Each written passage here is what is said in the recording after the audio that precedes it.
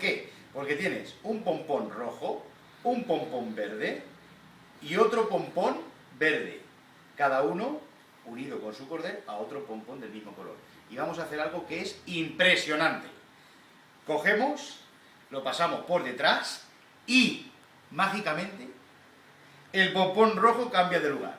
Yo sé que a lo mejor no os habéis fijado, pero fijaros bien, que este es un pompón, este es otro pompón y este es otro pompón. Fijaros bien que a lo mejor no os habéis dado cuenta. El pompón está a mi izquierda. Lo pongo por detrás. Hago el pase mágico, oye, y está a mi derecha, ¿os habéis dado cuenta? ¿Qué pasa? ¿No os ha gustado? Y hacer algo más difícil todavía. El salto del pompón de aquí a aquí, o de aquí fuera, no sé, algo haré. Vamos allá. El salto del pompón. Esto es una pasada. Señoras y señores, el salto del pompón rojo al medio. ¿Qué, Pedro? ¿Te ha gustado o qué? Pues yo no sé cómo va, macho. Esto es una pasada, ¿eh?